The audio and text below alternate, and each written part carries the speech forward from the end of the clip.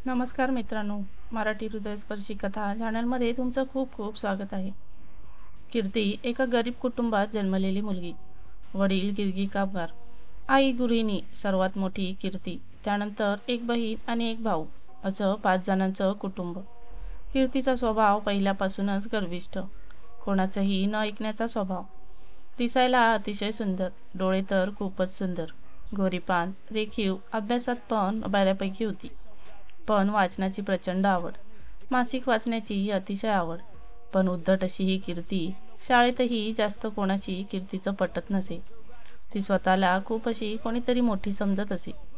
तिला तिच्या दिसण्यावर अतिशय गर्व होता. कीर्ती पहिलं अपत्य, त्यात गोरी गोमटी, त्यामुळे घरात तशी लाडकी होती. पण जशी मोठी होत गेली तशी अतिच आगाऊ होत चालली होती. तिची आई तिला खूप ओरडत असे, पण कीर्ती ऐकून न ऐकल्यासारखं करत असे. दोन्ही लहान भावंडांशी पण हटकूनच वागत असे. तिचे वडील स्वभावाने अगदी साधा माणूस होते. मुलांशीही मोठ्याने ओरडून बोलत नसत, त्यामुळे कीर्तीचं फावत असे. आईला ती दाद देत नसे. कीर्ती 10वीची परीक्षा पास झाली आणि त्या काळी लग्न लवकर होत असलं, त्यामुळे लग्न करण्यासाठी तिचे वडील स्थळ शोधू लागले. कीर्ती दिसायला अतिशय सुंदर, त्यामुळे 6 महिन्यातच एक छानसं स्थळ सांगून आलं. नवरा बाहेरगावी नोकरीला होता, पण त्याचं घर दापोलीला कोकणात होतं. मुलाला मुलगी पाहता क्षणी खूप आवडली. कीर्तीला पण मुलगा खूप आवडला. पण कीर्तीला एकच प्रॉब्लेम होता, तो म्हणजे गावी राहावं लागणार होतं आणि नवरा मुलगा त्याच्या नोकरीच्या ठिकाणी राहणार होता. अधूनमधून 2-3 महिन्याआड तो गावी येत जात असणार होता. कीर्तीला तिथेच त्याच्या घरातल्यांबरोबर राहावं लागणार होतं दापोलीला. त्याच्या घरी आई वडील, दीर, जाऊ असं कुटुंब होतं. मुंबईवरून यायला जायला कीर्ती तयारच नव्हती. ती वडिलांना सारखी म्हणत होती, बाबा हे स्थळ नको करूयात, आपण तुम्ही नकार कळवा. पण वडील म्हणाले, अगं नकार देण्यासारखं काहीच नाही आहे या स्थळात. मग आईने समजावलं आणि अखेर 4-5 दिवसांनी कीर्ती तयार झाली. मुलाकडची परिस्थिती अगदी उत्तम होती. घरात नोकर-चाकर होते. मुलाकडच्यांची अट होती, लग्न त्यांच्याच मांडवात दापोलीला होणार अशी. सर्व सोय व्यवस्थित होईल तुमची. आमचं घरही खूप मोठं आहे. कितीही माणसं लग्नाला आली तरी हरकत नाही, असं मुलाचे वडील म्हणाले. कीर्तीच्या आई वडिलांना तर खूपच आनंद झाला होता.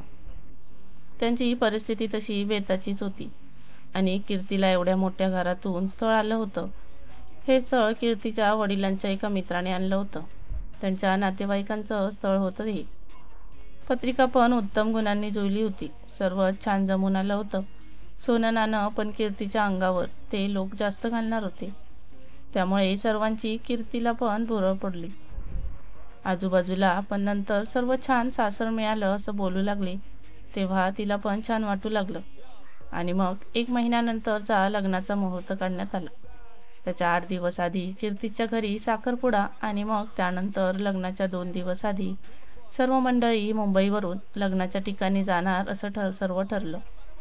कीर्तीच्या सासरचे साखरपुड्याला आले तेव्हाच मोठ्या गाडीतून आले होते. कीर्तीचं कुटुंब गिरगावमधल्या चाळीत राहत होतं. साखरपुडा तिथेच होणार होता. चाळीतले लोक पण गाडी आणि त्याचा तो थाटमाट बघून कीर्तीला छान स्थळ मिळालं अशी लग्नाआधीचे 8 दिवस पूर्ण चाळीत चर्चा चालू होती. नवरा मुलगा पण अगदी रुबाबदार होता. उंचपुरा हिरोसारखा होता अगदी. साखरपुडा झाला. नवऱ्या मुलाला अजून एक भाऊ होता. त्याचं 1 वर्षाआधी लग्न झाले होते.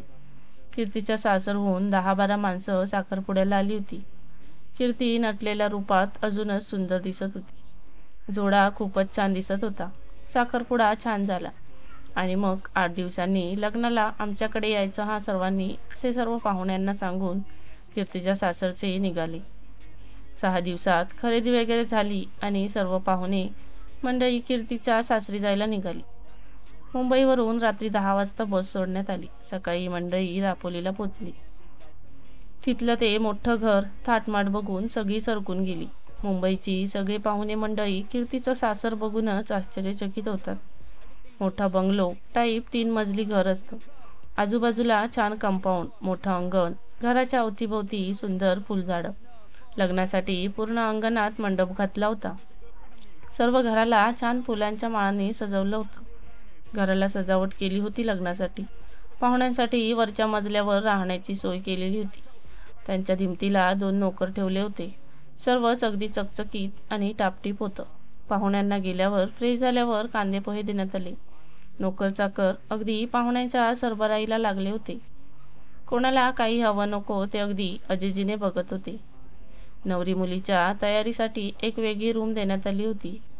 कीर्ती तर घर बघूनच खुश झाली होती आणि लहान बहिणीला बोलू लागली, बघ मला कसं छान सासर मिळालं, मी आहेच छान असं हिनवू लागली.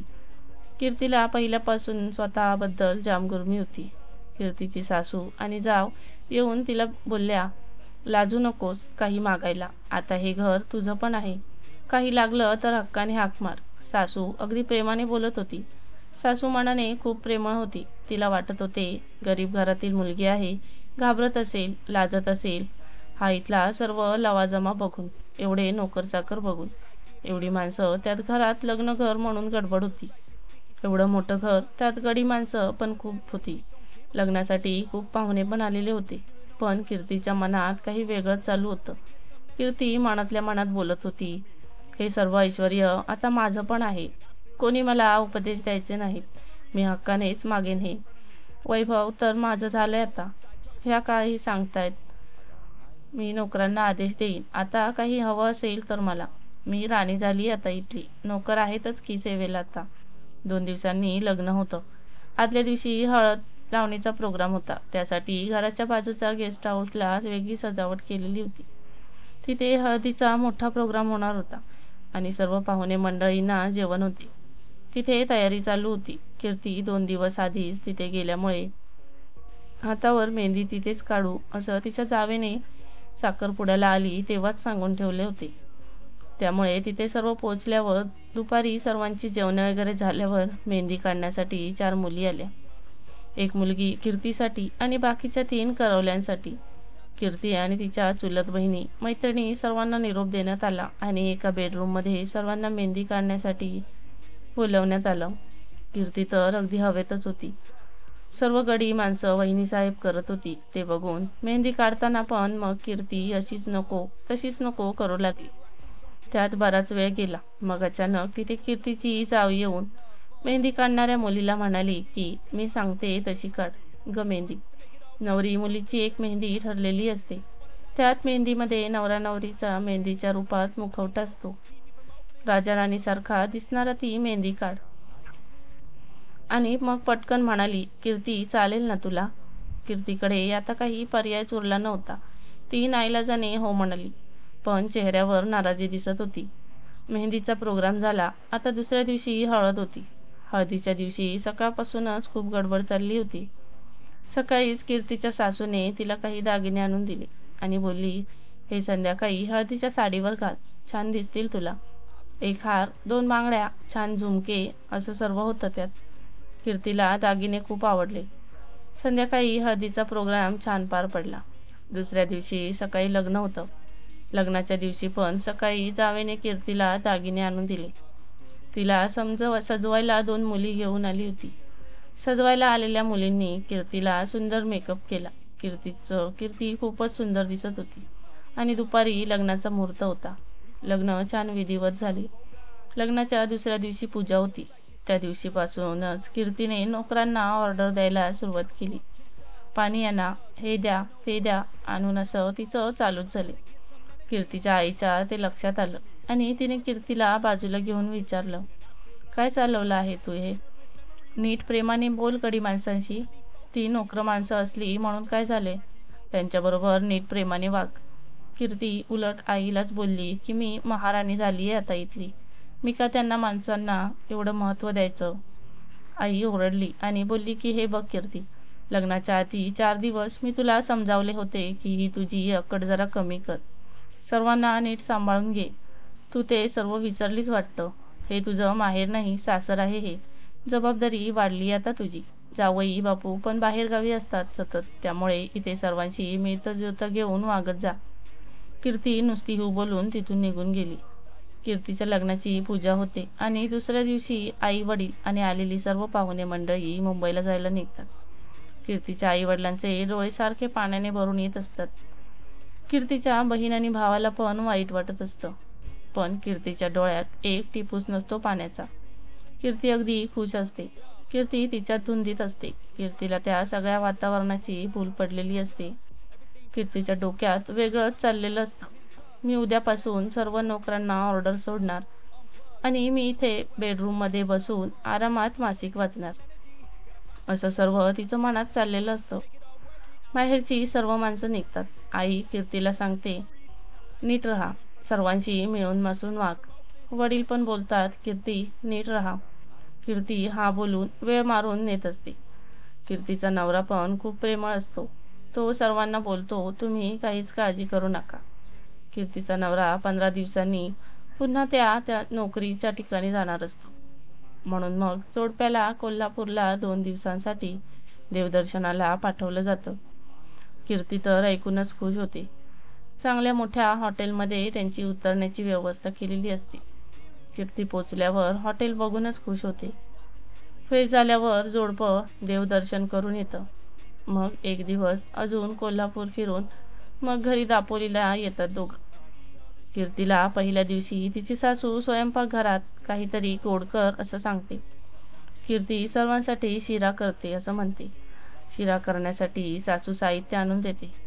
कीर्ती त्यात दिलेले सुकामेवाचं सगळं वेगळं ताट बघूनच म्हणते, एवढे काजू बदाम मनुके सगळेच घालायचे का या शिऱ्यात? जाव हो बोलते. कीर्ती जावेशी पण नीट वागत नसते.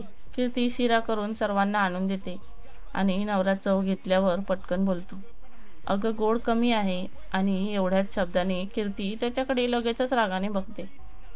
सगळे तिच्याकडे बघतच राहतात. तिच्या लक्षात आल्यावर ती पटकन बोलते, हो का, पहिल्यांदाच एवढ्या माणसांसाठी केलं आहे ना, त्यामुळे अंदाज चुकला असेल. कीर्तीचा स्वभाव जावेच्या लक्षात येत होता, पण ती नवीनच आहे हो तसं तिला वाटत असतं. कीर्तीचा नवरा अतिशय चांगला माणूस होता. तो कीर्तीच्या त्या गोऱ्या कमट्या रूपावर तर खूपच भाळला होता. कीर्ती स्वयंपाकघरात जायलाच बघत नसे. तिचं म्हणणं असे, नोकर आहेत ना, करतायत ना सर्व, मग कशाला तिथे वागायला पाहिजे. तिच्या सासूने तिच्या नवऱ्याला पण सांगून बघितलं, पण कीर्तीच्या नवऱ्याचं म्हणणं असं आहे की ती नवीन आहे, रुळली की येईल स्वतःच किचनमध्ये. कीर्ती नुसती दिवसभर टीव्ही तरी बघत असे किंवा काहीतरी मासिक नाहीतर वर्तमानपत्र घेऊन वाचत असे. कीर्तीला त्या सगळ्या परिस्थितीचा माज चढला होता.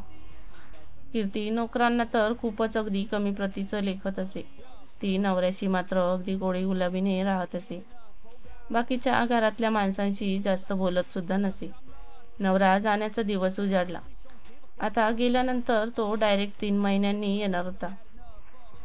कीर्तीचा नवरा तिला, तू हळूहळू स्वयंपाकघरात जात जा, सर्वांमध्ये बसत जा, वहिनीशी नीट बोलत जा, असं सर्व सांगून निघाला. पण कीर्तीच ती कोणाचं ऐकणार थोडीच होती. कीर्तीचं अजूनच फावलं. ती नवरा गेल्यानंतर अजूनच नाटकं करू लागली. नोकरांना नुसते बेडरूममधून उपदेश करू लागली. नवरा बाहेर गावी असल्यामुळे घरात काजू बदाम भरलेले असत. कीर्ती ते आणून आत बसून खात असे. सासूला खूप वाटे की गरीब घरची मुलगी म्हणून आपण सून करून आणली, पण ही अशी का वागते. कीर्तीची सासू सासऱ्यांना पण बोलत असे की आपण हिच्या घरी कळवूया काय, पण सासरे बोलत असत, असू देत ग, नवीन आहे पोर, तिला एवढ्या मोठ्या घराची माणसांची सवय नाही आहे. सासूला खूप वेळा वाटे की मुलाला बोलावं की तुझ्या बायकोला समजावं, पण तिला वाटे तो एकतर बाहेरगावी एकटाच असतो, त्याला तिकडे टेन्शन का द्या. बघता बघता 3 महिने होत आले. कीर्तीचा नवरा येण्याची वेळ होत आली. तेव्हा सासूने ठरवलं की यावेळी आला की त्याला सांगूयाच की तिला ओरड. नवरा आला आणि 2 दिवसांनी सासूने कीर्ती आणि तिच्या नवऱ्याला समोर बसवून हे सगळं तिच्या नवऱ्याला सांगितलं. तर कीर्ती उलटच फिरली. वेगळंच काहीतरी बोलू लागली की सासू आणि जाव मी गरीब घरची ना म्हणून माझा छळ करतात, घालून पाडून बोलतात म्हणून मी त्यांच्यात जात नाही असं. कीर्ती जोरजोरात रडून खूप कांगावा करते. सारखी रडून रडून नवऱ्याला सांगत असते, सासूबाई खोटं बोलतायत, या दोघी जाव आणि सासूबाई मिळून मला त्रास देतात. मी काही किचनमध्ये आणायला गेली की ओरडतात मला. सासू सासरे आणि दीर अवाक होतात. सासू आणि जाव मध्ये बोलतात की अरे ही खोटं बोलतेय, पण आकाशच्या डोळ्यावर तर कीर्तीच्या रूपाची प्रेमाची धुंदी चढली होती. तो बोलायला लागला. ती रडून सांगते म्हणजे खरं आहे हे. तो कीर्तीची बाजू घेत बोलू लागला. कीर्ती कायमच नवऱ्याशी गोडी गुलाबीने राहत असे. लाजून अशी शांत राहत असे. त्यामुळे आकाशला पण वाटले ही खरं बोलते. खूप जोरात भांडण होत. मग ह्यातून तोडगा म्हणून मग आकाश बोलतो की तुझ्यासाठी 2 नोकर वेगळेच देतो. त्यांना तुझी सर्व कामं सांगत जा. जाव खूप रागावते आणि तिथून निघून खोलीत जाते. सासू सासरे पण आपला मुलगा आपलं काहीच खरं मानत नाही असं समजून गप्प बसतात. 2 दिवस घरात शांततेत जातात आणि मग कीर्तीचा नवरा 10 दिवसांनी पुन्हा नोकरीच्या ठिकाणी निघायचा दिवस येतो. निघायच्या आदल्या दिवशी आकाश कीर्तीला सांगतो की मला पैशांची कमी नाही. तुझ्यासाठी दर महिन्याला मी यापुढे वेगळी मनी ऑर्डर पाठवत जाईन. तुला काही खायला किंवा काही वस्तू घ्यायच्या असतील तर तू नोकरांना सांगून आणत जा किंवा तू जाऊन घेत जा. कीर्ती तर मनातून अजूनच खुश होते. तिला वाटतं या सगळ्या खोटं बोलण्याचा उपयोग तरी झाला. घरी बसल्या बसल्या माझ्यासाठी पैसे पाठवणार हे ऐकून कीर्ती अजूनच फोपावली. आकाश पैसे पाठवू लागला दर महिन्याला. मग कीर्ती रोज रोज शॉपिंगला काय जाऊ लागली. वेगवेगळा नाश्ता जेवण नोकरांना करायला सांगू लागली. काजू बदामचे डबे आपल्यासाठी वेगळे भरू लागली. कीर्ती अगदी आरामात राहू लागली. जावेला हे सगळं बघून खूप राग येत असे. मग तिने तिच्या नवऱ्याच्या पाठी लागून त्याच्या सरकारी नोकरीची दुसऱ्या शहरात बदली करायला सांगितली. 2 महिन्यात बदली झाली आणि जाव आणि दीर दुसरीकडे राहायला गेले. आता सासू सासरे आणि कीर्ती एवढीच माणसं घरात उरली होती. कीर्तीला वाटलं सासू सासरे जातील दिरांबरोबर त्यांच्या ठिकाणी. पण सासू सरळ बोलली दिराला की आम्ही येणार नाही. कीर्तीच्या मनात चालू होतं की सगळेच गेले की मी ह्या सगळ्या मालकिल्याची मालकीण होणार आणि अजून 2 नोकर दिमतीला ठेवून त्यांच्याकडून सेवा करून घेणार. पण सासू सासरे गेले नाहीत. कीर्तीच्या हातात आता पैसा चांगलाच खुळखुळत असे. त्यामुळे तिने अजूनच सासू सासऱ्यांना त्रास द्यायला सुरुवात केली. सर्व नोकरांना भरपूर पैसे देऊन आपल्या बाजूने वळवून घेतले आणि सासू सासऱ्यांना रोज त्रास देऊ लागली. नोकरांना सांगून त्यांच्यासाठी साधंसं जेवण करायला सांगू लागली आणि कीर्तीसाठी पंचपक्वान्न बनवू लागली. सासू बिचारी साधी होती. ती देवाला कोसे आणि म्हणे कुठल्या जन्माचे हे पाप फेडायला लावतो आहेस देवा. सासूने आकाशला कळवले तर तो कीर्तीच्याच बाजूने होता. त्याने कीर्तीचं ऐकून सांगितलं की वेगळं कर मग जेवण कीर्तीचं आणि तुमचं. खालच्या किचनमध्ये आई वडिलांचे जेवण करू देत आणि वरती नोकरांना तुझ्यासाठी करायला सांगतो. कीर्तीने नोकरांना सांगून ठेवले की सर्वात आधी माझी कामं करायची मग त्यांची. सासू सासरे बिचारे दिवस दिवस टीप गाळू लागले आणि मग 6 महिन्यात मोठ्या मुलाकडे निघून गेले. कीर्तीची आता मज्जाच झाली. तिला तर काय करू काय नको असं झालं होतं. ती स्वतःला आता या सगळ्या इस्टेटीची महाराणी समजू लागली. 6 महिन्यांनी मग नवरा पुन्हा येतो. कीर्ती त्याच्याशी अशी वागत असते की मी त्यातली नाहीच. आकाशला आई वडील भाऊ बहीण घरात नाहीत हे बघून वाईट वाटत असते. पण तो कीर्तीच्या प्रेमाच्या पूर्ण आहारी गेलेला असतो. कीर्ती त्याच्याबरोबर छान वागत असते आणि कीर्तीला दिवस जातात. कीर्ती आकाशला बोलते की मी माझ्या आईकडे 7व्या महिन्यात जाण्यापेक्षा मी या आईला इथे बोलावून घेते. नाहीतरी इथे नोकर चाकर आहेत. कीर्ती 3ऱ्या महिन्यात डॉक्टरकडून आल्यावर नवऱ्याला सांगते की पूर्ण विश्रांती घ्यायला सांगितली आहे आणि जुळी मुलं आहेत. त्यामुळे जास्त जपायला आणि आराम करायला सांगितलं आहे डॉक्टरांनी. नवरा पण बोलतो की मी बोलतो नोकरांशी तू पूर्णपणे आराम कर. कीर्ती अजिबातच जागेवरून उठत नसे. नुसतं बसल्या जागेवरून ऑर्डर सोडत असे नोकरांना. आणि मग 7व्या महिन्यात ती तिच्या आईला आपल्या घरी बोलावून घेते. आईला पण कीर्तीकडे आवडत असे. काही काम नाही काही नाही नुसतं बसून बसून नोकरांना सांगून मायलेकी छान छान जेवण बनवायच्या. नोकरांना ऑर्डर सोडत असत. आणि मग 9व्या महिन्यात कीर्तीची डिलिव्हरी होते. तिला 2 जुळे मुलगे होतात. आकाश डिलिव्हरी होते त्याच दिवशी लगेचच येतो. 2ही मुलगे. आकाश खूप खुश होतो. लगेचच आई वडिलांना पण कळवतो. आई वडील पण खुश होतात. कीर्तीला 5 दिवसांनी हॉस्पिटलमधून सोडण्यात येतं. 12व्या दिवशी बाळाचं बारसं करून मग मी जाईन असं आकाश म्हणतो. त्यानुसार बारशाची सर्व तयारी करण्यात येते. मुलांची नावं ठरवण्यात येतात. सर्वांना आमंत्रण पाठवण्यात येतात. कीर्तीचे वडील, भाऊ, बहीण सर्व दापोलीला येतात. आकाशचे पण आई वडील, भाऊ, वहिनी सर्व येतात. अमित, सुमित अशी मुलांची नावं ठेवण्यात येतात. कीर्ती बारशाच्या दिवशी पण सासू सासरे, धीर जाव यांच्या बरोबर नीट बोलत नसते. दुसऱ्या दिवशी आकाशचे आई वडील, भाऊ, वहिनी, कीर्तीचे वडील आणि बहीण निघतात. कीर्तीची आई बोलते, मुलं लहान आहेत, मी राहते अजून 3-4 महिने इथेच. सर्व हो बोलतात. मग कीर्तीचा भाऊ बोलतो, मी पण राहतो अजून 4 दिवस. तशीही मला कॉलेजला सुट्टी आहे मे महिन्याची. आकाश बोलतो, अरे राहा ना 8 दिवस राहा. आकाश 2 दिवसांनी त्याच्या नोकरीच्या ठिकाणी पुन्हा जातो. कीर्तीची मुलं 2 महिन्यांची व्हायला आलेली असतात.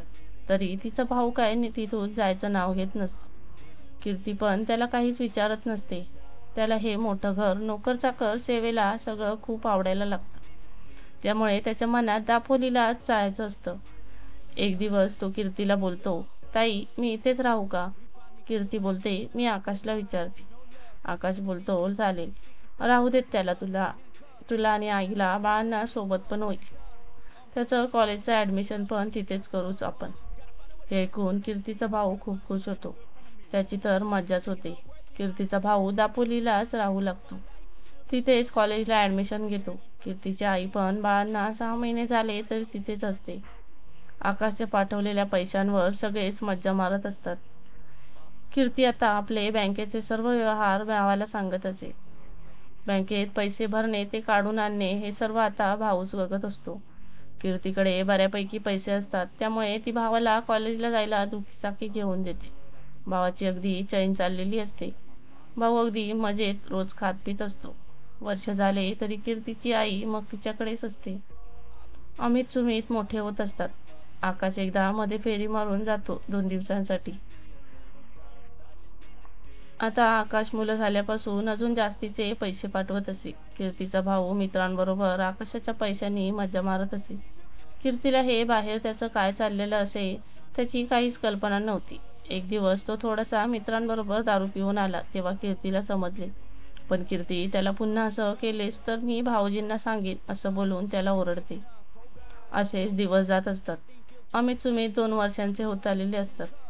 आई आणि भाऊ अजूनही कीर्तीकडेच असतात. कीर्तीच्या भावाचे मौज मजा करणे चालूच असते. कीर्ती भावाला बँकेत भरायला दर महिन्याला काही रक्कम देत असे. आकाश म्हणत असे, हे सगळे वेगळे असू देत. तुझ्या अकाउंटला तू मुलांना घेऊन राहतेस, लहान मुलं आहेत घरात, अडीअडचणीला पैसे जास्ती असावेत. ते पैसे कीर्ती दर महिन्याला आपल्या भावाकडे बँकेत भरायला देत असे. अमित, सुमितचा दुसरा वाढदिवस जवळ आलेला असतो, म्हणून यावेळी आकाश जास्त सुट्टी टाकून दापोलीला येणार असतो. यावेळी आकाश लग्नानंतर पहिल्यांदाच 1 महिन्याची सुट्टी टाकून दापोलीत येतो. आल्यावर 2च दिवसात आकाशच्या लक्षात येतं की कीर्तीच्या भावाचे रंगढंग काही बरोबर नाहीत. तो कॉलेजमधून पण खूप उशिरा येत असे. रोज रोज महागातले कपडे घालत असे. मित्रांबरोबर संध्याकाळी रोज फिरायला जात असे. आकाश त्याच्या कॉलेजमध्ये जाऊन त्याच्याबद्दल चौकशी करायचं ठरवतो. आकाश दुसऱ्या दिवशी कॉलेजला जातो. त्याला तिथे समजतं की हा मुलगा रोज कॉलेजला येतच नाही. मित्रांबरोबर टवाळक्या करत इथे तिथे फिरत राहतो. त्याची अटेंडन्स कॉलेजला खूपच कमी असते. कॉलेजमध्ये नीट अभ्यास करत नाही. तासिकेला बसतच नाही. कॉलेजच्या कॅन्टीनला मित्रांबरोबर बसून असतो. आकाश अजूनही त्याने या केलेल्या चौकशीबद्दल काहीच बोलत नाही घरी.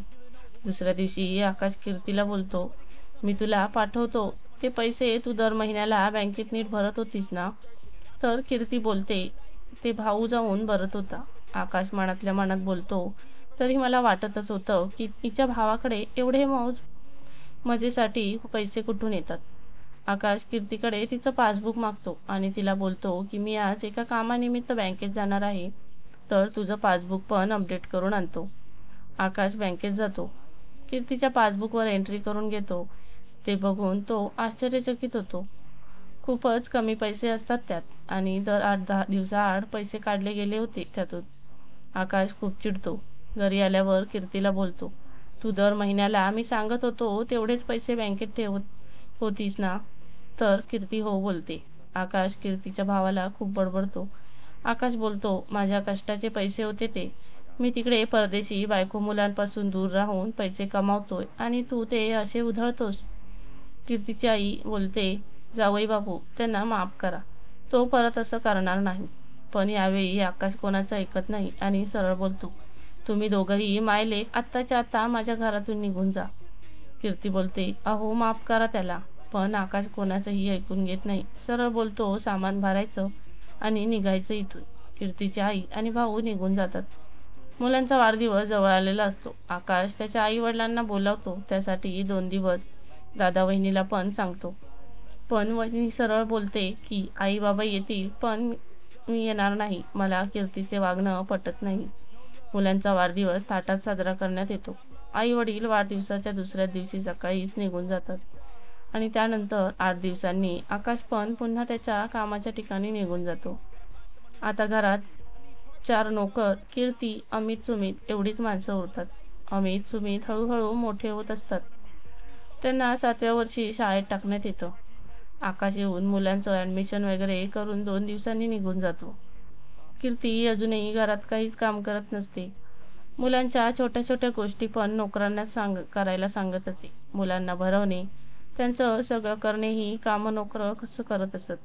सकाळी शाळेत जाताना मुलांची तयारी पण नोकरच करून देत असत. त्यांचा जेवणाचा डब्बा भरणे, त्यांना शाळेसाठी तयार करणे ही कामे 2 नेमून दिलेले नोकर करत असत. त्यांना शाळेत सोडणे आणणे हे पण कीर्ती कधीच करत नसे. मुलांना खूप वेळा वाटत असे की आपल्या आईने शाळेत सोडायला यावी, इतर पालकांप्रमाणे आणायला यावी. मुलं आईला बोलत सुद्धा असत की आमचे मित्र विचारतात की तुमचे आई वडील का येत नाहीत. तर त्यावर कीर्ती मुलांना सांगते असे की तुमच्या मित्रांना सांगा की ही सगळी कामं करायला नोकर आहेत आमच्याकडे. कीर्ती मुलांचा अभ्यास घेण्याव्यतिरिक्त त्यांचं काहीच करत नसे.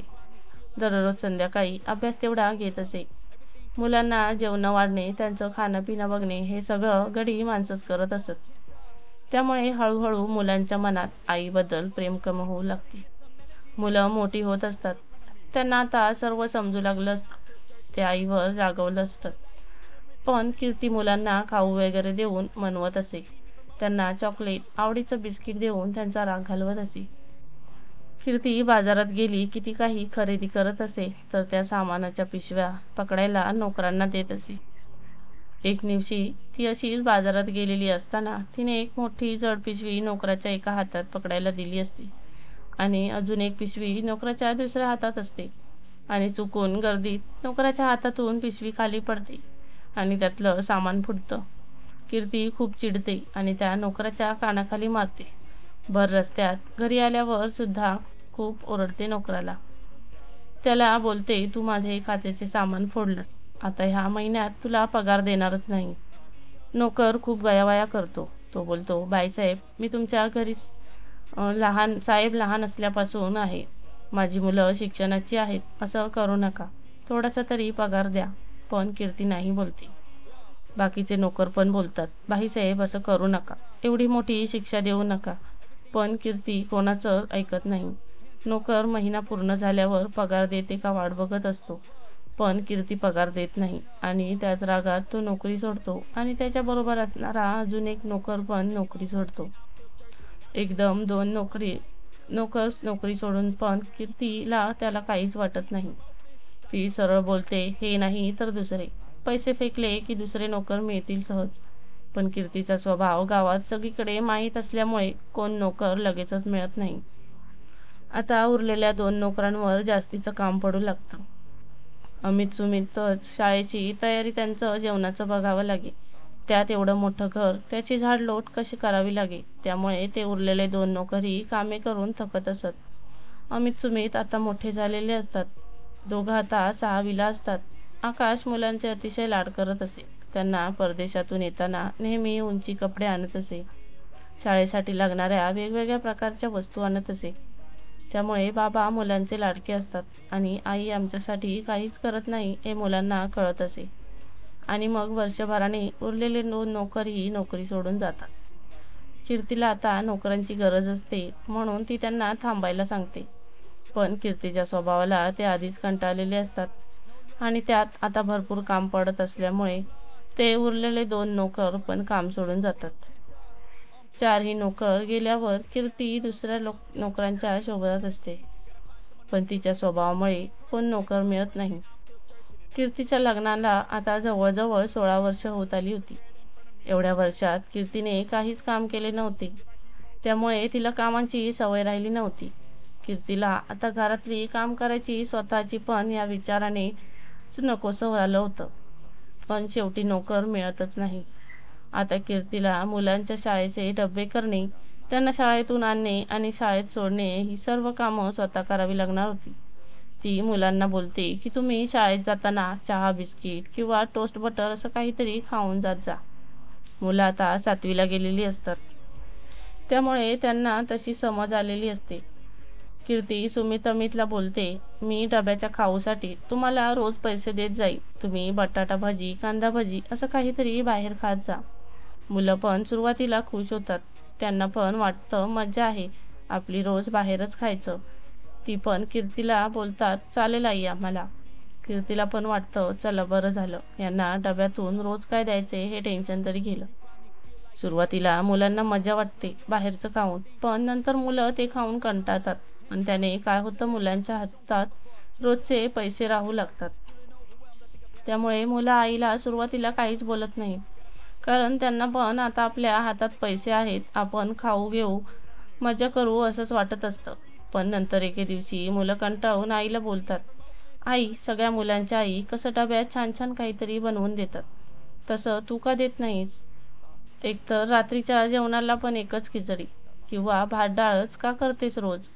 कीर्ती बोलते, हेच खायचं, खा गप्प, मला नाही जमणार दुसरं काही करायला. कीर्ती मुलांसाठी सकाळी लवकर उठून डबे करायला तयारच नसते. कीर्ती एवढ्या वर्षात काम न केल्यामुळे आळशी झालेली असते. 6 महिने असेच जातात आणि आकाश कळवतो की मी दापोलीत येतोय 2 दिवसांसाठी. कीर्ती ते समजल्यावर लगेचच मुलांना धमकावते की बाबा 2 दिवसांसाठी येणार आहेत, तेव्हा तुम्ही शक्यतो घरीच राहा. हट्ट करा, तुम्ही एवढ्या दिवसांनी आला आहात तर आम्ही घरीच राहणार 2 दिवस. म्हणजे बाबा असताना मला तुमचे डबे बनवायला नकोत. तुम्हालाही मी अजून पैसे देईन, चॉकलेट खाऊ देईन, असं मुलांना ती आमिष दाखवते. मुलंच ती तयार होतात पटकन, भरपूर खाऊ मिळणार म्हटल्यावर. पण कीर्तीला हे कळत नसते, त्या पैसे देण्याच्या सवयीमुळे मुलं पुढे जाऊन वाया जातील याचं तिला काहीच घडलेलं नसतं. तिला आराम मिळावा, राणीसारखं राहता यावे एवढंच दिसतं तिचं. आकाश आल्यावर पहिल्यांदा एवढ्या वर्षात घरी नोकर नव्हते. मग कीर्तीलाच सर्व जेवण वगैरे करावे लागणार होते. कीर्ती डाळ भात असं जादसच करते पहिल्या दिवशी. आकाश चिडतो आणि बोलतो, अगं निदान भाजी तरी करायचीच ना. मुलं पण पटकन बोलतात, बाबा आई हेच करते रोज. मग आकाश मुलांना विचारतो, आई दुसरं काहीच नाही करत का?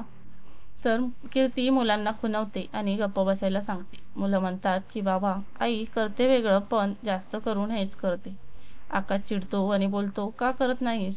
तर कीर्ती बोलले, मुलं जास्त भाज्या खात नाहीत. आकाशला संशय येतो, म्हणून तो मुलांना बोलतो की उद्या मी तुम्हाला शाळेत सोडायला येतो. तर मुलं बोलतात की आम्ही उद्या नाही जाणार.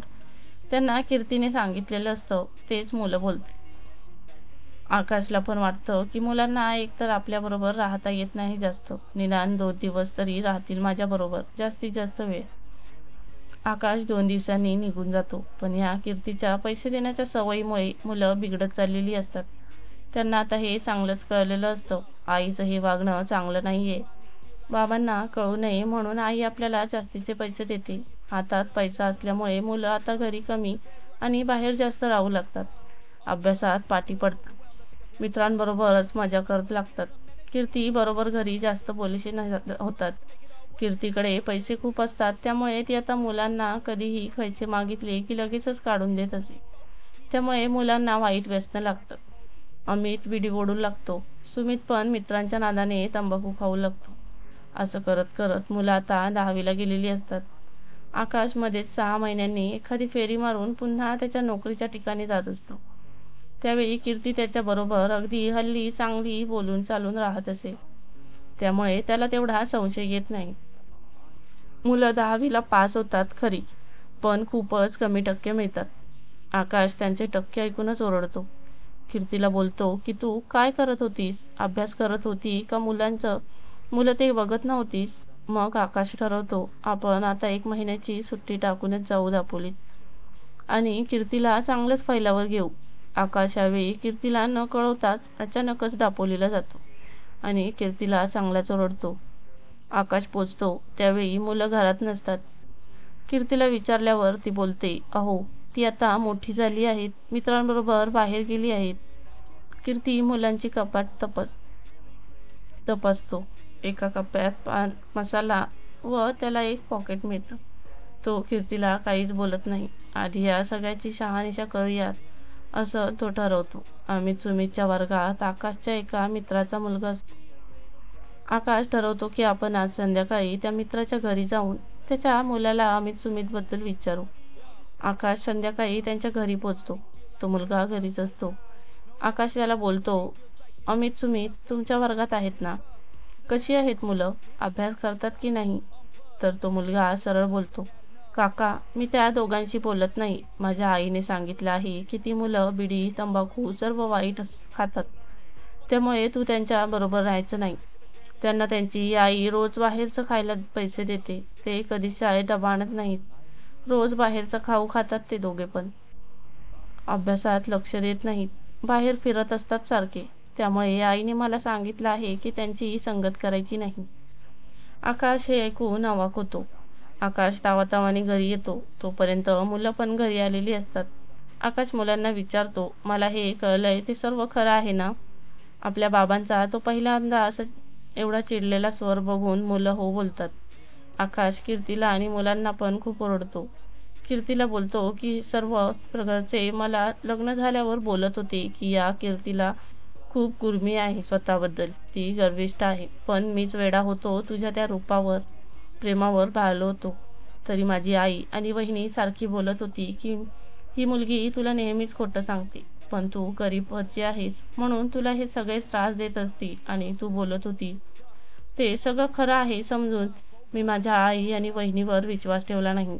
आई सांगत होती मला की तुला खूप माज आला आहे या सगळ्या श्रीमंतीचा, पण मी म्हणत होतो तू एवढं ऐश्वर्य कधीच बघितलं नव्हतंस म्हणून तुला आनंद वाटत असेल. असं सुरेख सासर मिळून म्हणून तू ऐशारामात राहत असशील. मी लंडनला राहून तिथे नोकरी करून पैसे साठवत होतो मुलांच्या भविष्यासाठी आणि तू आपल्या मुलांचं भविष्य आता धोक्यात आणलं आहेस. मी तुला आणि मुलांना इथलं हे सर्व ऐश्वर्य सोडून आणि मोठा बंगला सोडून तिथे माझ्या नोकरीच्या ठिकाणी नेऊ शकत नाही. म्हणून मी तुम्हाला इथे कोणत्या गोष्टीची कमी पडू नये म्हणून जास्त पैसे पाठवत होतो. त्या पैशांचा तू असा चुराडा केलास. तुझ्यामुळे मी माझ्या आई वडिलांपासून, भाऊ वहिनीपासून दुरावलो. त्यांना बोलत राहिलो की असू देत, कीर्ती नवीन आहे म्हणून ती काहीच करत नसेल. तिला मोठ्या घराची सवय नाही आहे, एवढ्या माणसांचं करायची सवय नाही आहे म्हणून ती सर्व काम नोकरांनाच सांगत असे. पण माझा भ्रम खोटा होता. तूच वाईट होतीस. तुलाच या सगळ्याचा माज आला होता. आकाश रागाच्या भरात कीर्तीच्या एक कानाखाली मारतो. पण मुलं मध्ये येतात. बोलतात, बाबा राहू देत, तुम्ही भांडू नका आईशी. आम्ही पुन्हा असं करणार नाही. आकाश दुसऱ्या दिवशी बसून मुलांना खूप समजावतो की हे बघा मुलांनो, मी एवढ्या दूर लंडनला नोकरी करून पैसे कमावतो आहे ते तुमच्यासाठीच ना. मग तुम्ही असे वागू नका, व्यसन करू नका. मुलं बोलतात, बाबा आम्ही तुम्हाला प्रॉमिस देतो की आम्ही पुन्हा असं वागणार नाही. आकाश दुसऱ्या दिवशी आई वडिलांना भेटायला जातो आणि त्यांची माफी मागतो. आईला बोलतो, आई मी तुला चुकीचं ठरवलं त्याबद्दल मला माफ कर. माझी बायको चुकीची होती. ती माझ्याशी अगदी लाजून आणि गोडीगुलाबीने राहत होती. त्यामुळे मला वाटत होतं की तिचं बरोबर आहे, पण मी चुकीचा होतो. तिला सगळ्या आपल्या श्रीमंतीचा माज चढला होता. आकाश 2 दिवस भावाकडे राहून पुन्हा दापोलीत येतो. कीर्तीला बोलतो की मी अजून 15 दिवस आहे, तोपर्यंत तू रोज भात डाळ भाजी चपाती असं सगळं जेवण करायचं. कीर्ती बोलते, अहो मला हे सगळं येत नाही. तर आकाश बोलतो, मी तुला पुस्तकं आणून देतो, स्वयंपाक रेसिपीचं त्यात बघून कर. कीर्ती पण मनातल्या मनात बोलते, अजून 15 दिवसच तर करायचं आहे, करूयात आता आकाश असेपर्यंत. कीर्ती कसं बसं जेवण करते. मग आकाश जायचा दिवस उजाडतो. कीर्ती मनातल्या मनात हुश म्हणते, आकाश जाताना यावेळी पहिल्यांदा त्याच्या डोळ्यात पाणी येतं. तो मुलांना बोलतो की मी तिथे कष्ट करतोय, त्याची जाणीव ठेवा तुम्ही, असे वागू नका. वडिलांच्या डोळ्यातलं पाणी बघून मुलांना पण वाईट वाटतं. अमित सुमित बोलतात, बाबा आम्ही नीट राहू, तुम्ही निश्चिंत राहा. आकाश कीर्तीला पण खूप समजावतो. तिला बोलतो, या तरुण वयात मुलं एकदा बिघडली तर त्यांना पुन्हा सुधारणे कठीण जाईल. मुलं बिघडली मग नशिबाला दोष देत बसावे लागेल कायमचं. तू अजून पण त्यांच्याबरोबर चांगली वाग, ती सुधारतील. प्रेमाने वाग तू त्यांच्याशी. त्यांना काय हवं नको ते बघत जा, दुर्लक्ष करू नकोस. कीर्ती हो बोलते. आकाशला मुलं खाली सोडायला जातात तेव्हा आकाश मुलांना बोलतो, यापुढे मी जसं सांगितलं आहे तसं जर आई नाही वागली तर मला पत्र पाठवून कळवा. पण आईला हा मी पत्राचा विषय सांगितला आहे तो बोलू नका. तुम्ही मला गुपचूप कळवत जा, मग मी बघतो काय करायचं ते. मुलं हो बोलतात. आकाश गेल्यावर कीर्ती पुन्हा 4 दिवसांनी तशीच वागू लागते. जेवण करायला कंटाळा करते. मुलांना बोलते, मी बाबा असताना जेवण करून कंटाळली आहे, तर तुम्ही रात्री 4 दिवस बाहेरच खात जा, मी आराम करते. मुलं म्हणतात, पण आई-बाबांनी तुला सांगितलं आहे ना, आम्हाला सगळं जेवण करत जा, पण तू पुन्हा तसंच डाळ भातचा करायला लागलीस. कीर्ती मुलांनाच ओरडते. त्यांना बोलते, बाबांना काय बोलायला, सर्व जेवण कर. मला नाही जमणार. करते ते गप्प खावा दोघं.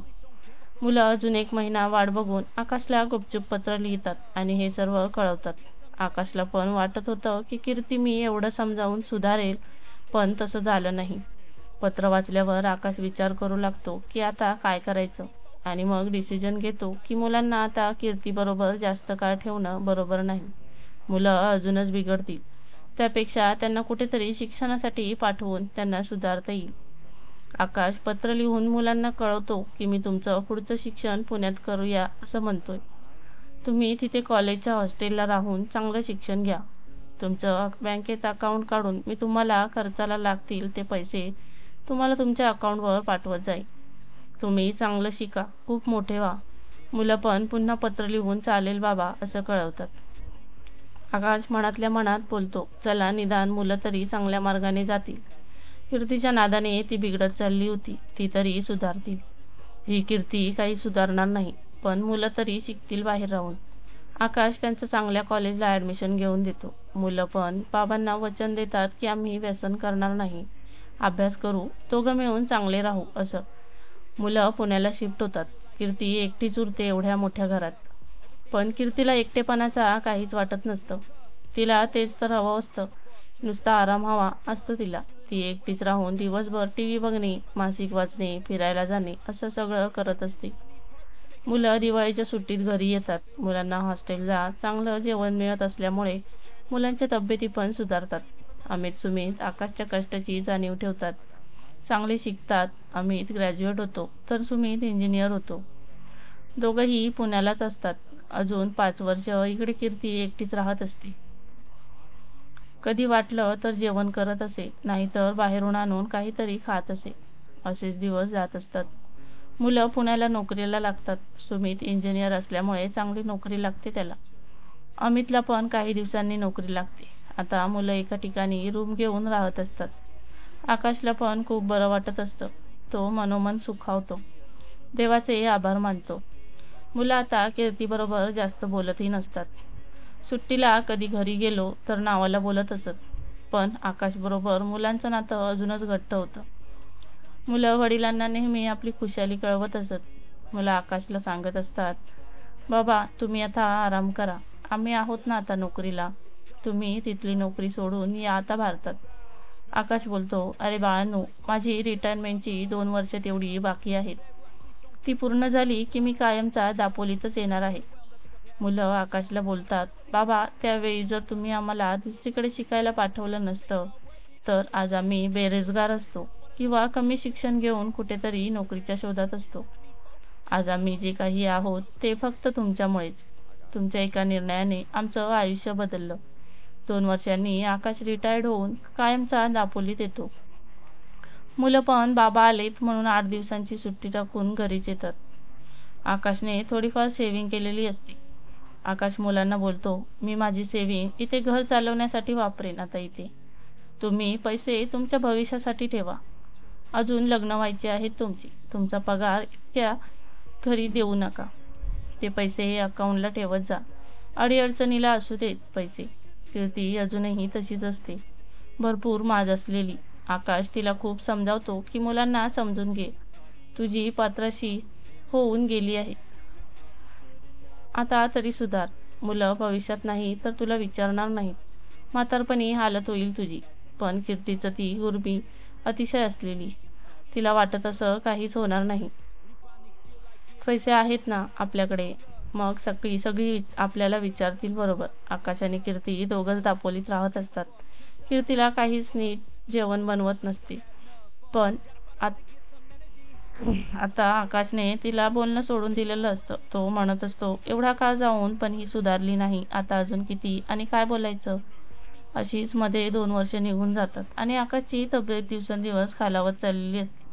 मुलं सुट्टीला आल्यावर मग सगळ्या टेस्ट करून घेतात, तर घशाच्या कॅन्सरचं निदान होतं. मुलं बोलतात, बाबा आम्ही आमची सगळी सेव्हिंग वापरू पण तुम्हाला बरं करू. मुलांचा आकाशवर खूप जीव असतो. सुरुवातीला दोन्ही मुलं 15 दिवसांची सुट्टी काढून येतात. चांगल्या डॉक्टरकडे नेऊन औषध वगैरे आणतात. पण आकाशच्या तब्येतीमध्ये पाहिजे तसा सुधार होत नसतो. घशाचा कॅन्सर असल्यामुळे जेवण जात नसतं. घशात फूड पाईप टाकून लिक्विड ज्यूस असं आकाशला दिलं जात असतं. अमित सुमित आजारपणासाठी आपल्याकडची सर्व जमापुंजी वापरतात. आकाशची सेव्हिंग असते ती पण औषध आणि हॉस्पिटलचा खर्च यात संपून जाते. पण आकाशची हालत सुधारण्याऐवजी अजूनच खराब होत असते. आणि मग वर्षभराने आकाश हे जग सोडून जातो. मुलांना खूप वाईट वाटतं. मुलं खूप रडतात. मुलं कीर्तीला बोलतात, आम्ही तुला दर महिन्याला तुझ्या खर्च पुरते पैसे पाठवत जाऊ. कीर्तीला मनातून वाटत असतं की मुलं बोलतील की आई तू आता आमच्याबरोबर पुण्यात राहायलाच आहे. पण मुलांना आधीच आईबद्दल माया उरलेली नसते. त्यामुळे मुलं आकाशचं कार्य वगैरे करून कीर्तीला काहीच न विचारता पुन्हा पुण्याला निघून जातात. अमित सुमित पुन्हा पुण्याला निघून जातात. कीर्ती पुन्हा दापोलीला एकटीच पडते. अमितचं त्याच्या कॉलेजमधल्या एका मुलीवर प्रेम असतं. अमृता नाव तिचं. अमृताचं लग्नाचं वय झाल्यावर तिच्या घरातले तिच्यासाठी स्थळ शोधू लागतात. तेव्हा अमृता अमितला बोलते, तू माझ्या घरी येऊन माझ्या आई वडिलांशी बोल. ते तसे पुढारलेल्या विचारांचे आहेत. तुला नोकरी चांगली आहे, सर्व ठीक आहे, मग ते नाही म्हणणार नाहीत. अमित दुसऱ्या दिवशी सुमितला घेऊन अमृताच्या घरी जातो. तिच्या घरचे बोलतात, आता तुम्ही मुलांनी लग्न करायचं ठरवलं आहे, मग आम्ही आता आडकाठी करणार नाही. आणि लग्न ठरतं. 15 दिवसांनी साखरपुडा आणि त्यानंतर 1 महिन्यानी लग्न असं सगळं ठरतं. अमित आणि अमृता पण खुश होतात. अमित कीर्तीला कळवतो तर कीर्ती बोलते, अरे असं सगळं अचानकच ठरवलंस परस्पर, मला विचारले पण नाही. तर अमित बोलतो, मी 4 दिवसांनी दापोलीला येतोय तुला साखरपुड्यासाठी न्यायला, तेव्हा सगळं सांगतो. कीर्ती मनातून कडू होते. अमित 4 दिवसांनी दापोलीला जातो आणि कीर्तीला सगळं सांगतो आणि दुसऱ्या दिवशी तिला घेऊन पुण्याला येतो. कीर्ती आता मुलांची बरी वागत असते. घरातलं काम पडत असतं म्हणून थोडी कुरबुरत असते, पण मुलं लक्ष देत नाहीत. साखरपुडा व्यवस्थित होतो. 1 महिन्यानी लग्न असतं म्हणून मुलं म्हणतात, आई तू तयारीला इथेच राहा. कीर्ती मनोमन सुखावते. तिला पण हेच हवं असतं. लग्न घर असल्यामुळे काम भरपूर असतात. अमित 1 महिन्यासाठी एक बाई कामाला ठेवतो. घराची साफसफाई, लग्नाची तयारी कीर्तीला एकटीला जमणार नाही म्हणून कीर्तीला बरंच वाटतं. कीर्ती आता मुलं कामावर गेल्यावर त्याला बाईकडून सर्व काम करून घेत असे. लग्न छान पार पडतं. दुसऱ्या दिवशी पूजा होते. नवीन जोडपं 4 दिवस बाहेर फिरून येतं आणि मग 8 दिवसांनी अमित सुमित कामावर जाऊ लागतात. घरात फक्त अमृता आणि कीर्तीच उरतात.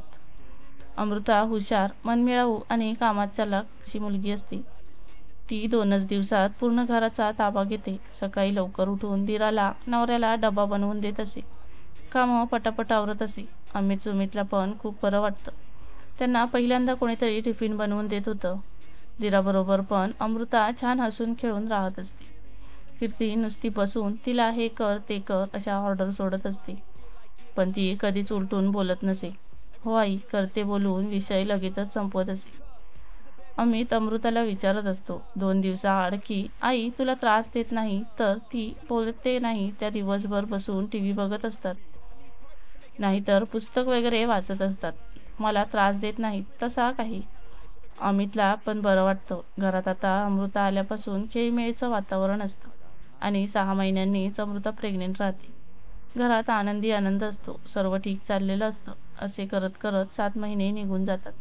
ओढभरणी करून अमृताला डिलिव्हरीसाठी माहेरी पाठवलं जातं.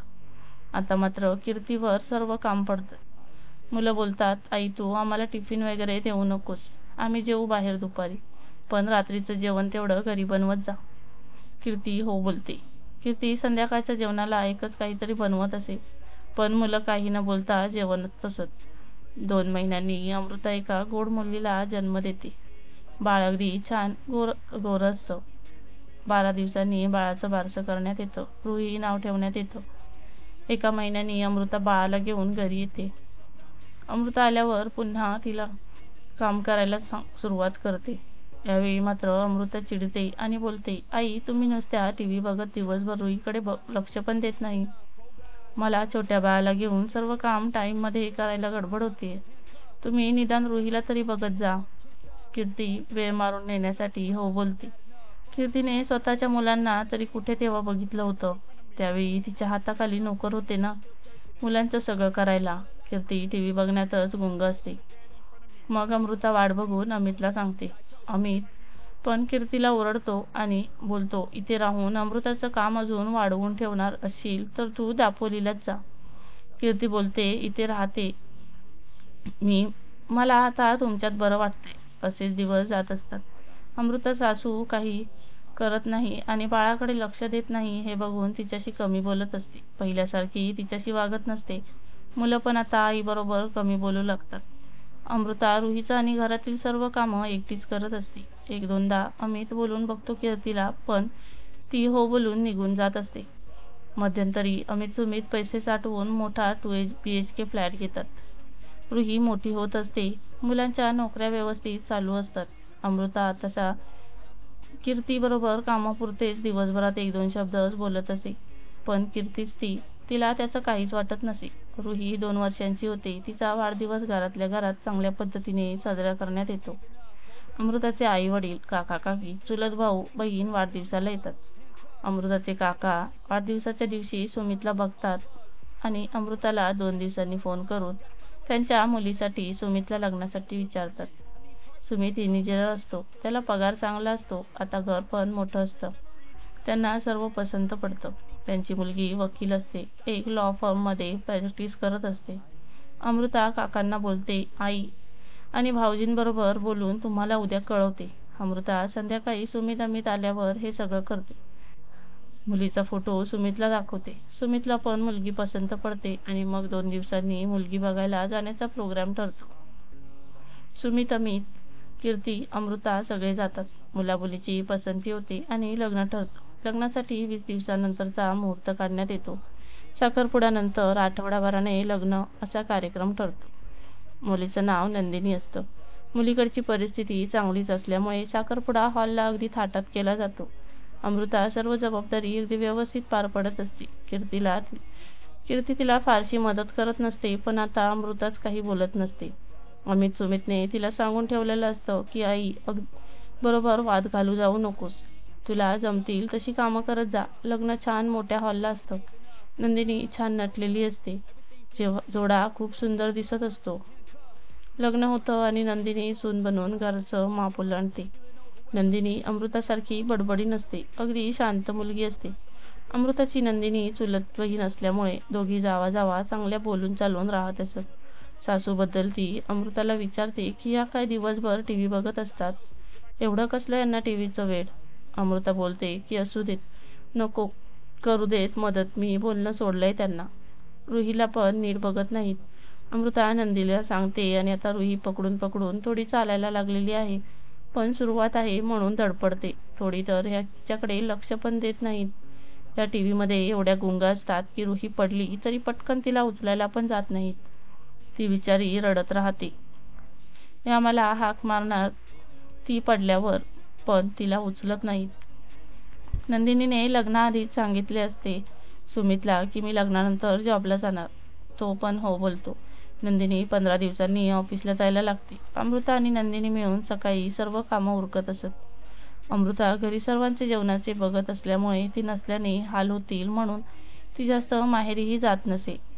नंदिनीच्या लग्नाला महिना होत आलेला असतो. नंदिनी घरात सेट झालेली असते. त्यामुळे अमृता तिला बोलते की मी रुहीला घेऊन 10-12 दिवसांसाठी आईकडे जाते, तू करशील ना सगळं? नंदिनी पण हो बोलते आणि अमृता जाते. नंदिनी काही बाबतीत वकील असल्यामुळे कडक असते.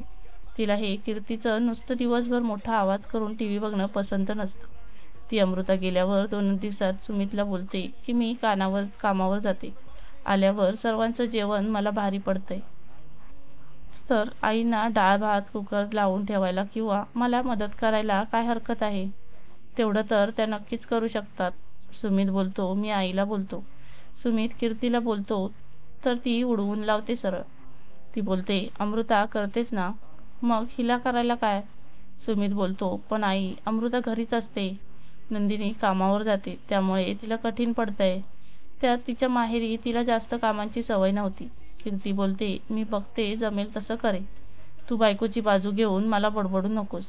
सुमित गप्प बसतो. पण कीर्ती नंदिनी आल्यावर ती मला काहीच मदत करत नसे. बरं जेवणाचीही तयारी करत नसे. नंदिनी अमृतासारखी सहन करणारी नसते. ती सासूला बडबडू लागते की अशा काय तुम्ही टीव्ही बघत असता दिवसभर, जरा तरी मदत करा ना मला. तर कीर्तीच तर बोलते की माझ्याशी भांडायचं नाही, मी काम करणार नाही. अमृता आल्यावर नंदिनीला बरं वाटतं. नंदिनी अमृता चांगल्या राहत असतात.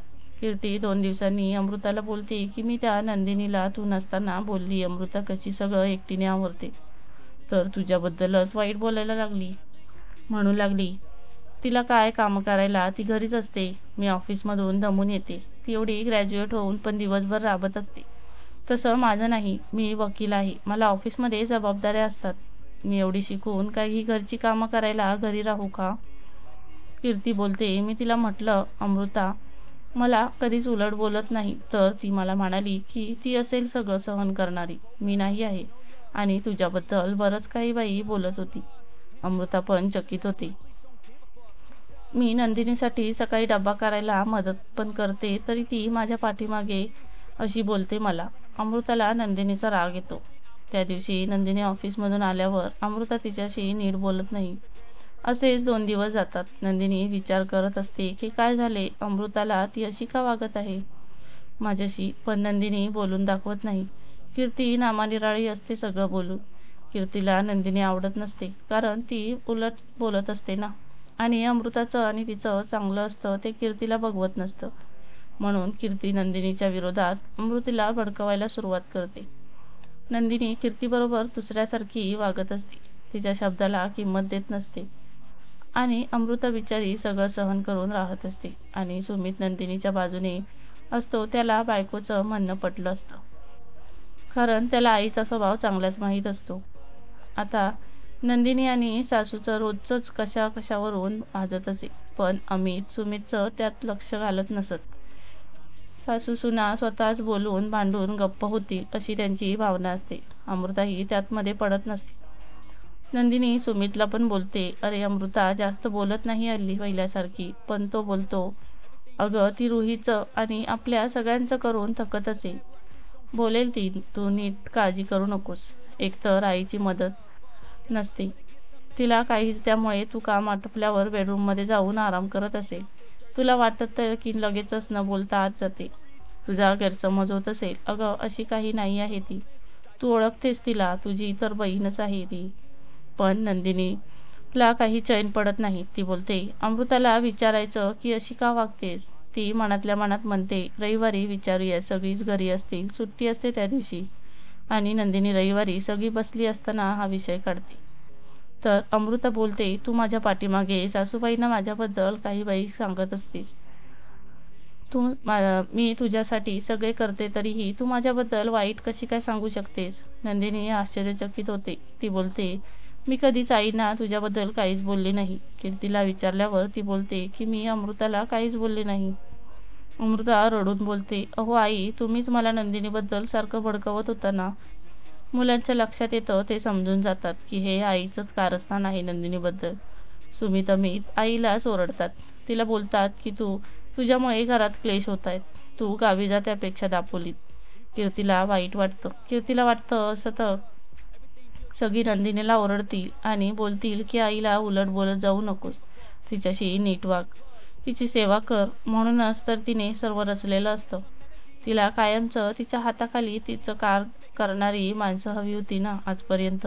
अमृता तशी निघाली, पण नंदिनी तशी नसल्याने कीर्तीचा जळजळाट होत असे. खूप वाद होतात घरात. रुही आवाजाने घाबरून रडू लागते. तेव्हा अमित बोलतो, आई, मी तुला अजून 8 दिवस देतो. तू नीट वाग सुनांशी, नाहीतर मी तुला गावाला सोडून येईन आणि तुला खर्चाला लागतील तेवढे पैसे पाठवत जाईन.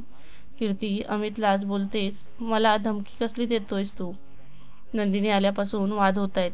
हे कीर्ती बोलल्यावर मात्र नंदिनीचा नवरा खूप चिडतो आणि बोलतो, आई, तू तुझी बॅग भरून ठेव. मी तुला उद्या सकाळीच दापोलीला सोडून येतो. तुझ्यामुळे आमचे संसार धोक्यात येतील. त्यापेक्षा तू दापोलीतच राहा. कीर्ती खूप कांगावा करते, पण सुमित त्याच्या निर्णयावर ठाम असतो. सुमित बोलतो, आई, तू तुझा संसार पण नीट सांभाळला नाहीस. बाबांनी सर्व केले आमच्यासाठी. आम्हाला चांगलं शिक्षण दिलं. तू काहीच केले नाही आमच्यासाठी लहानपणी. घरातल्या नोकरांना सांभाळून केलं आमचा संसार आम्हाला तुमच्यासारखा करायचा नाही आहे तुम्ही. सुमित रागाने सकाळी कीर्तीला दापोलीतला सोडून येतो. कीर्तीला यावेळी दापोलीत सोडल्यावर पहिल्यांदा खूप एकटं एकटं वाटत होतं. इकडे अमित, सुमित, अमृता, नंदिनी पुन्हा चांगले मिळून मिसळून राहू लागतात. मुलं कधीतरी कीर्तीला 8 दिवसांनी फोन करत असत. जास्त न बोलता फोन ठेवत असत. आधीच त्यांच्या नजरेत आईचं स्थान तसं फार मोठं नव्हतंच. त्यात आता अमृता आणि नंदिनीमध्ये भांडणं लावून कीर्तीने अजूनच त्यांच्या मनातील तिचं स्थान कमी केलं. इकडे लग्नानंतर 1 वर्षांनी नंदिनी गरोदर राहते. सर्व सुरळीत चाललेलं असतं. मुलांचं सांसारिक नंदिनी किती केल्यापासून कधीच भांडल्या नाहीत. नंदिनी 9 महिन्यांची गोंडस मुलाला जन्म देते. कीर्तीला मुलं कळवतात, पण बारशाचं आमंत्रण देत नाहीत. कीर्तीला बोलतात, नंदिनीच्या माहेरच्यांनी सिजेरियन झाल्यामुळे आणि नंदिनी तशी अजून बरी नसल्याने घरच्या घरीच बारसं केलं. जास्त लोकांना बोलावलं नाही. बाळाचं नाव रुद्र ठेवलं जातं. कीर्तीला खूप वाईट वाटतं की आपल्या नातवाच्या वारशाचं आपल्यालाच मुलांनी सांगितलं पण नाही. नंदिनी बाळ झाल्यावर 6 महिन्यांनी पुन्हा ऑफिसला जाऊ लागते. घरी अमृताच्या मदतीला एक बाई ठेवली जाते कामासाठी. रुही पण आता बालवाडीमध्ये जाऊ लागली असते. त्यामुळे अमृता नंदिनीला बोलते, तू जा ऑफिसला, मी आहे बाळाजवळ. अमृता रुद्रचं सगळं छान करत असते आणि कामवाल्या काकींच्या मदतीने जेवण वगैरे पण पटापट उरकत असे. इकडे कीर्ती आता थकत चालली होती. आता तिला टीव्ही बघण्याचा पण कंटाळा येऊ लागला होता. तिला एकटीसाठी जेवण करायला पण नको वाटे. ती कधीतरी चहा बिस्किट खाऊन तशीच झोपून घेत असे. आणि त्यात कीर्तीचं आजूबाजूला कोणाशी चांगलं नसल्यामुळे बोलायला पण कोणीच नसे तिथे. कीर्तीला आता आपल्या वागण्याचा पश्चाताप होत असतो. मुलं तर महिन्याला आठवणीने पैसे पाठवत असत, पण दापोलीत जात मात्र नसत. कीर्ती आता मुलांच्या वाटेकडे डोळे लावून बसलेली असते. मग कधीतरी फोन करून त्यांना 1 दिवसासाठी तरी या असं सांगत असे. पैसे हातात होते, पण सामान दुकानातून आणायला कीर्तीला आता जास्त जमत नसे. गणपती जवळ येत असतात. कीर्ती मुलांना बोलते, सर्वांनी या 2 दिवस इकडे नातवंडांना पण मला बघावंसं वाटतंय. अमित, सुमित पण अमृता आणि नंदिनीला बोलतात की जाऊया 2 दिवस आणि मग सगळेच 2 दिवस दापोलीत जातात. कीर्तीला पण बरं वाटतं. घर भरलेलं वाटत होतं. कीर्तीला वाटतं हो की मुलं निघताना बोलतील, आई, तू पण चल आमच्याकडे, इथे एकटी राहू नकोस. पण मुलांना कीर्तीबद्दल मायाच उरलेली नसते. त्यामुळे मुलं सुना कोणीच काही बोलत नाहीत. सगळीजण 2 दिवसांनी निघून जातात.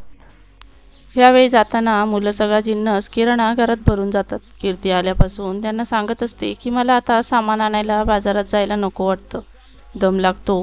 कीर्तीला मनातून वाटत होतं की मुलं मी हे बोलल्यावर बोलतील, आई, तुला जमत नाही ना, तू इथे आमच्याकडे चल. तसं होत नाही. कीर्ती बोलते, तुम्ही मला सर्व 3-4 महिने पुरेल असं सामान भरून द्या. म्हणून मुलं सगळं भरून जातात. आता कीर्ती दिवसभर एकटीच विचार करत बसलेली असते. तिला सर्वच आठवत असे की माझ्या सासू सासऱ्यांना मी कधीच आपलं मानलं नाही. धीर जाऊ यांच्याशी पण कधीच पटवून घेतलं नाही.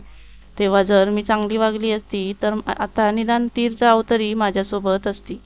पण तेव्हा मला वाटत असे की पैसेच सर्व काही आहे, पैसा आहे माझ्याकडे तर सर्वच मला विचारतील.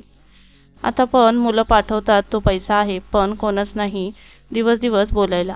कीर्ती रात्र रात्र पश्चाताप करून विचार करून रडत जागी राहत असे. मुलांना फोन केला तर मुलं नीट बोलत नसत. आई काळजी घे, काय लागलं तर कळव, असे मोजकेच बोलून फोन ठेवत असत. कीर्तीला आताच आजूबाजूच्या कोणाकडे नातवंड बघितली की रुही आणि रुद्राची आठवण येत असे. पण मुलांना सांगितलं की ती बोलत असत की सुट्टीत येऊन पण येत नसत मुलांना घेऊन. तिला सगळं आठवत असे. आपण मुलांना कसं दूर केलं, नोकरांचं त्यांचं सगळं करायला लावलं, त्यांना कधीच प्रेम दिलं नाही, आकाशची पण काळजी केली नाही, त्यांना फक्त पैसे पाठवणारी मशीन समजलो. मुलं म्हणत अजूनही घरचं जेवण खाऊ घातलं नाही. कीर्ती रडून दिवस घालवत होती. कीर्ती मुलांना फोन करते की मला एकटीला कंटाळा आला आहे, तुम्ही येऊन भेटून जा. अमित सुमित एक दिवसासाठी जातात आणि भेटून निघतात. कीर्ती मुलं निघताना यावेळी रडते. मुलं म्हणतात, आई तू काळजी करू नकोस, आम्ही नीट राहतोय तिथे. मुलांना वाईट वाटतं, आई आपल्या काळजीने रडते आहे. मुलं निघून जातात. कीर्ती आताच्या रात्रीची दचकून उठत असे. एकटीच कोपऱ्यात बसून रडत राहत असे. दिवसभर आपण केलेल्या सगळ्या गोष्टीची आठवण काढत बसत असे. मुलांना फोन करून आपल्या चुका उगाळत असे. मुलं पण बोलत असत. आई नुसती फोनवर बडबड लावते हल्ली. कीर्ती अमृता नंदिनीला फोन करून माफी मागत असे. मी चुकले, मी नीट वागले नाही, रोज तेच रडगाणं लावत असे. त्यामुळे त्या तिचा फोन उचलेनाशा होतात. रोज रोज तेच कीर्ती बोलत असे. सासूला तिच्या चुकांची जाणीव झाली आहे, पण आता हे सगळं बोलून काय उपयोग असा विचार करून सुना पण फोन उचलायला कंटाळा करू लागल्या. मुलं म्हणत की आई कशी वागली हे तर आम्हाला चांगले लक्षात आहे. आईने आपल्या स्वतःच्या गुरमीपुढे नोकरांना पण कमी लेखलं, त्यांना स्वतःच्या पायाशी सेवेला ठेवलं कायम. आम्ही आईमुळेच वाईट मार्गाला जाणार होतो, पण नशिबाने बाबांनी आम्हाला पुण्यात पाठवले आणि आम्ही सुधारलो. नाहीतर आज व्यसनी झालो असतो, वाया गेलो असतो. आजी आजोबा काका काकी कोणाचंच प्रेम आम्हाला आईमुळे मिळालं नाही. एकतर बाबा नोकरीनिमित्त बाहेर होते, आईने आम्हाला प्रेमच दिलं नाही. कधी तिने गर्विष्ठ राहूनच नोकरांना आमची सगळी कामं करायला लावली. आईने आम्हाला आमच्या आवडीचं जेवण पण कधीच बनवलं नाही. इकडे कीर्ती आता मानसिक रुग्ण झाली होती. दिवस दिवस रडत राहायची, मुलांना फोन करायची आणि जुन्या चुका सांगत राहायची. पण मुलं ऐकून म्हणायची की आईला आपल्या चुकीची जाणीव झाली आहे आता म्हातारपणात. त्यांना हे लक्षातच आले नाही की आई मानसिक रुग्ण झाली आहे. आईचं मानसिक संतुलन बिघडत चाललंय हे त्यांना समजलंच नाही.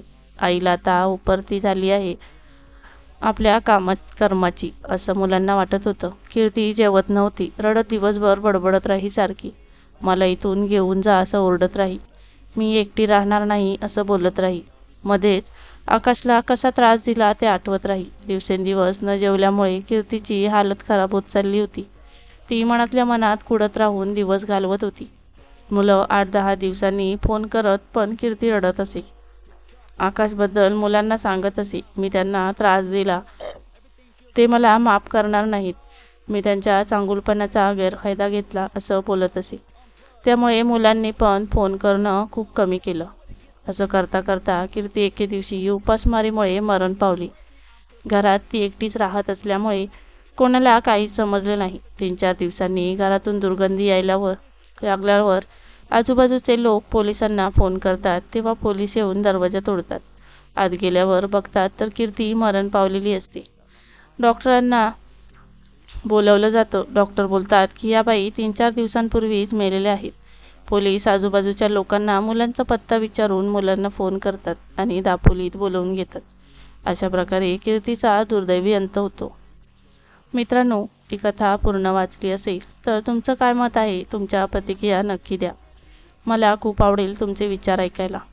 आणि कथा आवडली असेल तर व्हिडिओला एक लाईक आणि चॅनलवर नवीन असाल तर सबस्क्राईब करून बेल आयकॉनचे बटन दाबून ऑलवर सेट करा, जेणेकरून नवीन व्हिडिओचे नोटिफिकेशन सर्वात पहिले तुम्हाला मिळेल. धन्यवाद.